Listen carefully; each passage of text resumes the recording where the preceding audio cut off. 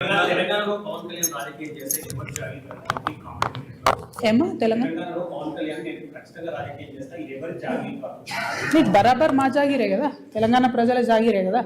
పవన్ కళ్యాణ్ జాగిర్ అయితే కాదు కదా, పవన్ కళ్యాణ్ వాళ్ళ ఫోర్ ఫాదర్ జాగిర్ కాదు కదా, మా జాగిరే కదా.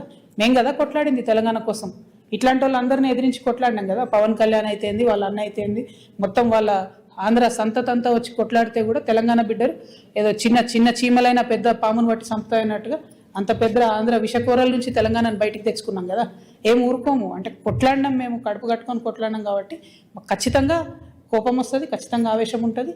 ఇక్కడ మీరు వచ్చి రాజకీయాలు చేస్తామంటే మాత్రం ప్రజలు ఓడిస్తారు ఖచ్చితంగా. ఇప్పుడు రాజ్యాంగం చెప్పింది కాబట్టి ఎవరైనా ఎక్కడన్నా పోటీ చేయొచ్చు అనేదానికి ఇబ్బంది ఏం లేదు. కానీ నైతికత అనేది ఒకటి ఉంటుంది. మీ వల్లనే సావగొట్టబడి, మా వనరులు దోచుకోబడి, మా సంస్కృతి మరుగున పడిపోయి, మేము ఇబ్బంది పడి 1200 మంది అమరవీరులు చచ్చిపోతే నువ్వు ఇక్కడ వచ్చి రాజకీయం చేస్తా అంటే మరి మేము తెచ్చుకునేది ఎందుకు తెలంగాణ? మేము చూసుకుంటే ఎందుకు ఊరుకుంటాం? టెక్నికల్గా నువ్వు 100 పనులు చేయొచ్చు, కానీ మారాలిటీ ఉండదా లైఫ్లో?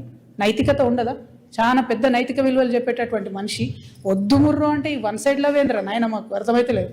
వద్దు బాబు మీ ఆంధ్రాలో మీరేమైనా చూసుకోండి అంటే ఈ గోలేంది, మీద వచ్చి యాసిడ్ వస్తా అన్నట్టు ఈ బలవంతము లవ్వేంది నాకు అర్థమైతలేదు. అక్కడ కట్టుకోండి కదా క్యాపిటల్, ఆడ పడవలు వేసుకొని పోయే పరిస్థితి ఉంది, ఆడ కట్టుకోండి. అక్కడ ప్రజలను బాగా చూసుకోండి, అక్కడ ప్రజలకు హెల్ప్ చేయండి, అక్కడ పేద ప్రజలకు పనులు చేయండి. అవన్నీ ఇట్సబెట్టి వచ్చి మా మీద వాడి ఎందుకు? ఇక్కడ లేరా మా నాయకులు? మస్తు మంది ఉన్నారు కదా.